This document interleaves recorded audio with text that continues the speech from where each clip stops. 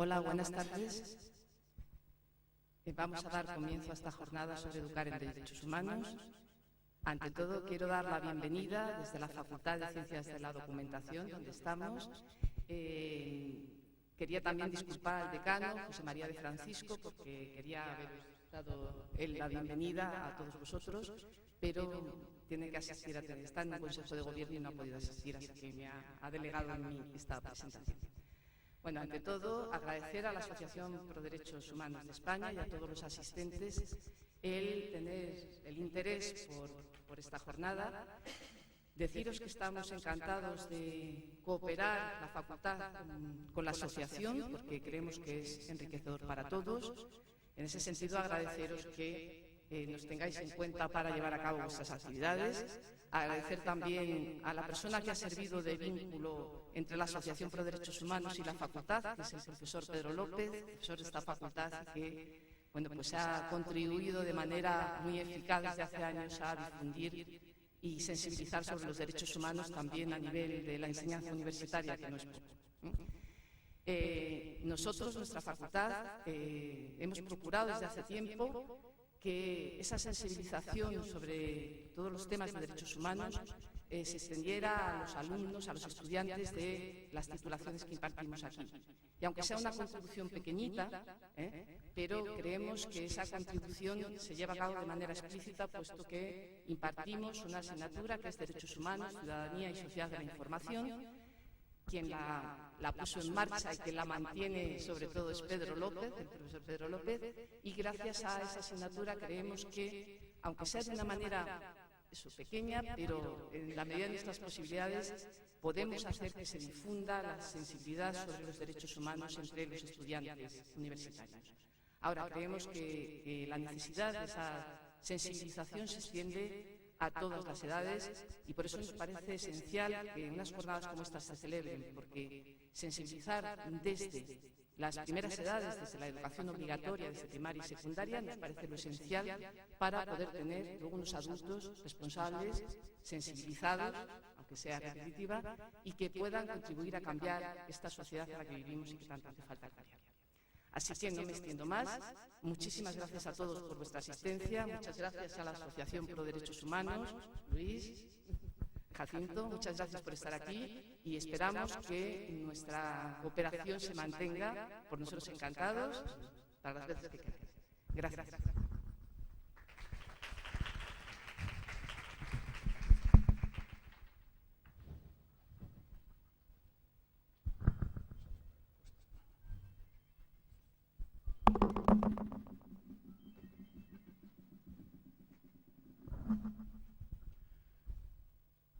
Buenas tardes a todos. Mi nombre es Jacinto Lara, soy el presidente de la Asociación Pro Derechos Humanos de España y lo primero, por supuesto, agradecer a la Facultad de Ciencias de la Documentación el que nos ceda este espacio y colabore, además, de forma muy positiva con nosotros en la organización de estas dos jornadas que, como ustedes bien saben, se va a extender los días 13, hoy, y mañana 14 de noviembre. La jornada va a iniciarse con una primera ponencia que va a efectuar Luis Acebal Monfort, que es miembro de la Junta Directiva de la Asociación Pro Derechos Humanos de España y además es el redactor del informe que la Asociación Pro Derechos Humanos de España en el año 2004 envió al Congreso de los Diputados para que se incluyera en la asignatura de Educación para la Ciudadanía, lógicamente se incluyera la materia de derechos humanos. Y sin más dilación, procedo a cederle la palabra a Luis Acebal para que comience su intervención. Bueno, una alcachofa para todos, pero es muy sana la alcachofa. El tema de esta ponencia, educar en derechos humanos, una mirada a la Constitución española y los derechos humanos universales. Parece que aquí hay no digo choque de trenes, pero como que se vuela sobre distintos planos. Pero vamos a ver enseguida que no es así, En la Constitución española hay un artículo dedicado a la educación, que es el número 27. y ese artículo dice: la educación tendrá por objeto el pleno desarrollo de la personalidad humana en el respeto a los principios democráticos de convivencia y a los derechos y libertades fundamentales. El texto este parece que alguien se lo ha podido inventar, pero no es exactamente tan inventado, porque hay casi literalmente una parte del artículo 26.2 de la Declaración Universal de los Derechos Humanos y también del artículo 13.1 del Pacto Internacional de Derechos Económicos, Sociales y Culturales. Yo creo que mucha gente se podría sorprender de ver la cantidad de frases y expresiones de diferentes tratados de derechos humanos que se incluyen en la Constitución española. Parece que no todo el mundo es consciente de esto, pero cuando se redactó es cierto que mucha gente de los constituyentes estuvieron mirando los tratados de derechos humanos. Ahora yo quisiera hacer un pequeño paréntesis. Educar para el pleno desarrollo de la personalidad es algo más que comunicar contenidos conceptuales, no es una lección que se pueda aprender y luego pasar en un examen escribiendo bien todo y sin faltas de ortografía. La verdadera educación va más allá de la pura instrucción pública. No se trata solo de saberse algo, de estar instruido. Sobre este punto vamos a venir más adelante porque es importantísimo. Y estas jornadas se van a cerrar precisamente sobre este tema que será mañana en la ponencia de Pedro Uruguela. Pero yo quería ya anticiparlo. Cuando estamos hablando de personalidad, no estamos hablando, por lo tanto, de pura cultura memorística o conceptual. Estamos hablando de sensibilidad, de sentimientos, estamos hablando de conductas y comportamientos. Y si no consideramos los sentimientos y los comportamientos de una persona, no podemos para nada medir cuál pueda ser su personalidad. Entonces, el pleno desarrollo de la personalidad que dice la Constitución española, tomando la frase de los derechos humanos, es algo que nos dirige a un tema mucho más importante que el simple saberse una lección. Cierro paréntesis para que mañana lo vuelva a abrir Pedro Uruguela. El siguiente punto, segundo, que yo quería mencionar, es el de la vigencia interna de los tratados internacionales. Cuando se dice interna, me refiero en el propio Estado, en el sistema interno nacional de derechos. Y aquí vamos al artículo 96.1 de la Constitución, que dice así: los tratados internacionales válidamente celebrados, una vez publicados oficialmente en España, formarán parte del ordenamiento interno. Esto es bastante fuerte. Sus disposiciones solo podrán ser derogadas o modificadas o suspendidas en la forma prevista en los propios tratados o de acuerdo con las normas generales del derecho internacional. Y hasta tal punto es fuerte esto de que los tratados, una vez ratificados y publicados, formen parte del derecho español, es que también España ha ratificado un tratado en particular, que es el del Tratado de Viena, de Derecho de los Tratados. Y este tiene un artículo que dice otra cosa que es bastante fuerte. Una parte, se entiende un Estado parte, no podrá invocar las disposiciones de su derecho interno como justificación del incumplimiento de un tratado. Es más, yo casi me atrevería a decir que tampoco es tan fácil decir que, bueno, es que mi derecho interno no dice nada sobre eso. Y pues que ahora a ver cómo lo aplico, porque no tenemos normas para aplicarlo. Y algunos piensan eso, pero eso en realidad no parece más que otra manera encubierta de utilizar el derecho interno por omisión para incumplir un tratado internacional.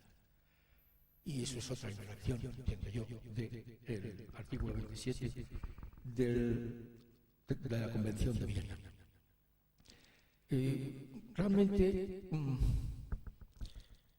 si esto es el derecho internacional, ya tenemos un poco ya la mosca detrás de la oreja, cuando aquí de pronto uno oye en la radio es de desear que España no acate esta sentencia del Tribunal Internacional, porque eso sería un gran golpe para nuestro Estado de Derecho. No sé si todos ustedes tienen dos orejas que han oído eso. Yo, desde luego, lo he oído. Y esto me hace pensar que cree alguien que es el Estado de Derecho, que cree alguien que es la primacía del derecho internacional, que cree alguien que es este país imperial que le cuesta tanto sentirse parte de la comunidad, de la humanidad entera, con las reglas del juego que se ha podido dotar con mucho esfuerzo y con mucho tiempo, pero que es lo poco que en el siglo XX se ha podido hacer para ver si no volvemos a tener alguna catástrofe humana como la que hemos tenido. Entonces, bueno, es importante lo de los tratados internacionales. Todavía daría un paso más, y es que los tratados internacionales en la Constitución española tampoco son todos iguales. Hay unos que tienen una particularidad. Artículo 10.2 de la Constitución española. Las normas relativas a los derechos fundamentales y a las libertades que la Constitución reconoce se interpretarán de conformidad con la Declaración Universal de Derechos Humanos y los tratados y acuerdos internacionales sobre las mismas materias ratificados por España. España, cuando se hace la Constitución, ya había ratificado algunos, no muchos. Unos meses antes había ratificado los dos grandes pactos de derechos civiles y políticos y económicos, sociales y culturales, pero después ha seguido ratificando todos, excepto uno, que es el de los trabajadores migratorios. Prácticamente todo lo que hay en el derecho internacional de los derechos humanos, España lo ha ratificado. Y, bueno, volvamos un poco al 27.2, que decía: el desarrollo de la personalidad en el respeto de los principios democráticos de convivencia y a los derechos y libertades fundamentales. Y aquí dice el 10.2 que los derechos fundamentales y las libertades constitucionales se interpretarán de conformidad con la Declaración de los Derechos Humanos. Pues bien, si en la educación hay que explicar a los nacionales y transmitirles el mensaje de las libertades constitucionales y los derechos fundamentales, y si resulta que nosotros, por prescripción constitucional, estos los tenemos que interpretar de alguna manera, si se les transmite, se les transmitirán interpretados de alguna manera, pues tiene que ser según la Declaración de Derechos Humanos y todos los tratados de derechos humanos que España ha ratificado. Pues cielo santo, parece que la Constitución española nos manda educar en derechos humanos, porque hay que educar en las libertades, y las libertades se entienden según los derechos humanos. Pues esto es un secreto. Esto es un secreto. Esto lo sabe casi nadie. Es una especie de extraño sumario que tiene ahí el secreto. Esto no lo ha cumplido nadie. Es decir, entender que la Constitución prescribe educación en derechos humanos, si exceptuamos la coletilla que en la LOE del año 2006 se puso a la asignatura de la ciudadanía, que decía educación para la ciudadanía, y se añadió en la comisión del Parlamento, y los derechos humanos. Si exceptuamos eso, ya estaba tirado otra vez abajo.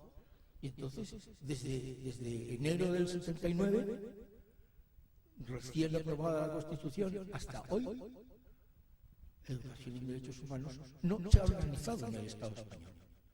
Hay quien ha hecho algo de esto, sencillamente pues porque por el virus de los derechos humanos que algunos españoles por propia iniciativa han cultivado y están en una ONG, pero que sea una cosa organizada y prevista sistemáticamente, una educación en derechos humanos, esto no. Yo a veces he pensado, ¿por qué? Porque a mí esto me sorprendía mucho. Se puede pensar que de los dos grandes partidos, por ejemplo, pues uno tiene una referencia que está más bien en el mundo de la religión, y se dice que la religión católica, cuando se enseña, contiene derechos humanos, todos los derechos humanos. A mí esto me crea un pequeño problema, porque como la religión católica está encabezada por un jefe de Estado, pues vamos a mirar qué ha ratificado de derechos humanos ese Estado. Y el Estado Vaticano ha ratificado 5 tratados, que yo sepa, de derechos humanos, pero ninguno de los dos grandes pactos, por supuesto no la Convención contra la Discriminación de la Mujer, no sé, a ver si mi memoria sé decirlo, está el del racismo y xenofobia, está el del niño y un protocolo conexo. Entonces, pues ahí hay una interrogante, porque por otra parte se dice que ahí está incluido los derechos humanos, y yo veo que hay un problema de integridad de los derechos humanos en el paquete de la Iglesia Católica y sus valores. En cuanto al otro gran partido de la oposición, lo que hay es, a mi juicio, pues una historia concreta que tiene un tesoro, que es el de la ética cívica, con unos filósofos antiguos, ya desde fines del siglo XIX, que descubren educación cívica, los valores, que en aquella época eran un avance revolucionario. Luego, cuando llega la Declaración Universal, pues este partido está en el exilio, pensando a ver cómo se puede volver a España. No es algo que les pueda tocar. Hay muchas cosas que les afectan. Cuando llegan a España, al empezar la democracia, pues están muy preocupados por construir un partido que tiene un apoyo social y electoral mucho más grande del que se esperaban. Y entonces, bueno, pues tienen que desarrollar el partido y tienen su referencia en la educación cívica, ciudadanía y además pues una formación filosófica potente. Digamos que Luis Gómez Llorente puede ser un poco el símbolo de este perfil humano y de valores.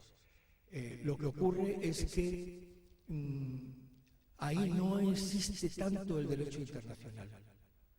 Existe la ciudadanía como valor, filosóficamente valorado, pero eso que es un magnífico, parece que a veces el que sabe mucho de una cosa le cuesta mucho saber algo más.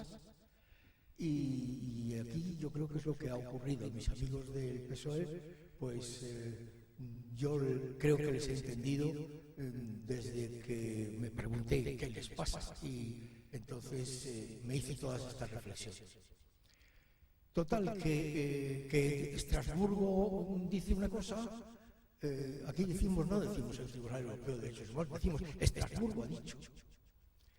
Y en fin, esto del artículo 10.2 es también un problema.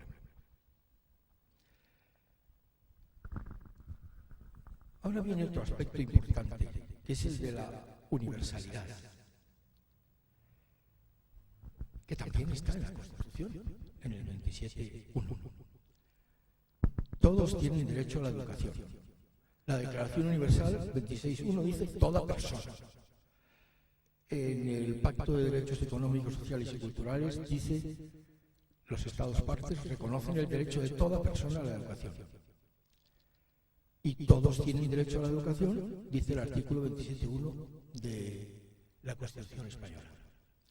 A mí esto me llama la atención, porque no dice todos los niños tienen derecho a la educación. Niños, en el lenguaje de los derechos humanos, se considera en general hasta los 18 años, incluye la adolescencia. Pero podría haber dicho, los ciudadanos a partir de los 18 años ya no tienen derecho a la educación, lo han tenido, y si no rascaron nada ahí, pues peor para ellos. No, dice todos. Eso quiere decir que todo ciudadano, y más si no ha ejercido el derecho a la educación en derechos humanos en sus primeros años, lo que tiene también es, como dice Pedro, el famoso estudio, una asignatura suspensa, que tendrá que corregir una especie de septiembre cósmico, ¿no? Pues si es titular todo ciudadano, quiere decir que derecho a ser educado y a educarse en derechos humanos lo tiene el niño o el adolescente, pero también sus padres, también los periodistas, también los servidores de la Iglesia y los del Estado, para el desarrollo de su personalidad en ese respeto de las libertades. Parece una perogrullada. Pues bien, hay perogrulladas que son secretas, porque no se conocen, no se hablan. Es más, el que la asignatura se llamase Educación para la Ciudadanía y los Derechos Humanos era otro misterio. Yo en aquella época, varias veces que estábamos dando charlas sobre el tema, preguntaba: la educación para la ciudadanía se llama y para los derechos humanos. ¿Alguien de ustedes lo sabía? No me ha sucedido que alguien levante el brazo, porque no lo sabía. ¿Y por qué no lo sabían? Porque había una especie de debate a muerte en nuestra sociedad y en nuestros medios de comunicación sobre la educación para la ciudadanía. Y la coletilla fatídica de los derechos humanos se silenciaba sistemáticamente en una especie de acuerdo tácito entre el gobierno y la oposición. Porque ni siquiera el gobierno podía decir: a ustedes esto no les gusta, pero si hablo de los derechos humanos, ¿ustedes también aceptan los derechos humanos? No. De derechos humanos no conviene pelear. Por lo tanto, vamos a pelear sobre la palabra ciudadanía y que nadie se entere de que en el Congreso de los Diputados y con el parecer favorable del Senado se ha cambiado el nombre de esta asignatura para incluir los derechos humanos. Yo no sé si ustedes ya lo sabían. No vamos a hacer el experimento porque no tenemos mucho tiempo, pero apuesto a que la mayoría de los que están aquí se enteran ahora de que la asignatura se llamaba Educación para la Ciudadanía y los Derechos Humanos.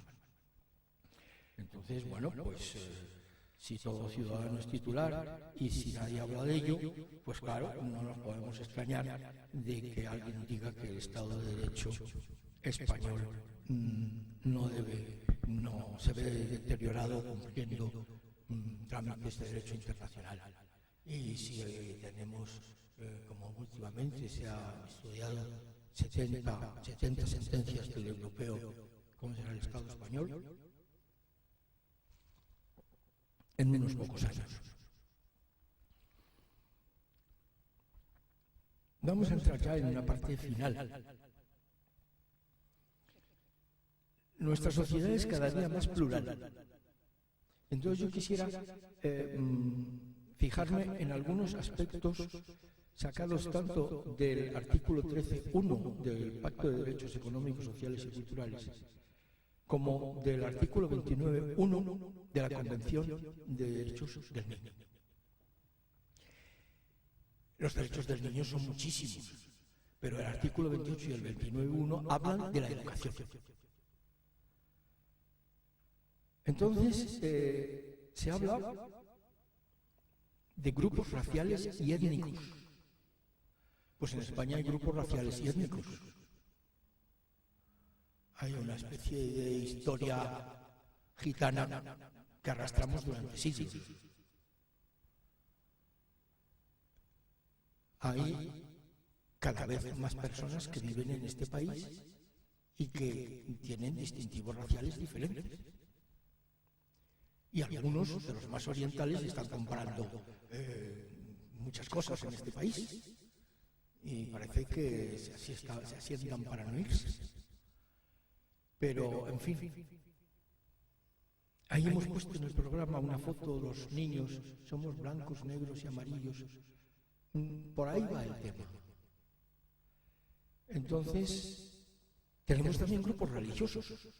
De tal manera que el gobierno se ha sentido obligado a establecer unos acuerdos con confesiones religiosas establecidas en España, con quienes es necesario tener una política de cooperación.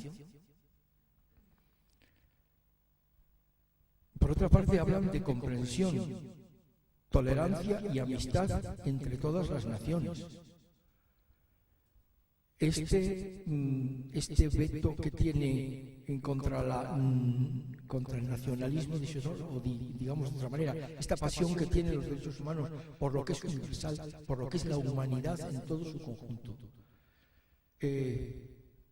exige comprensión, tolerancia y amistad entre las naciones. Y entonces en nuestra sociedad también tenemos gente que viene de muchas naciones y que tiene diversas nacionalidades, y que por lo tanto también deben convivir y tener tolerancia y amistad. Y a veces resulta algo muy sorprendente, como yo tuve ocasión de oír también, estos vicios de oír una radio, pues es que cuando ha habido una jovencita que quería llevar el velo en un instituto del noroeste de Madrid,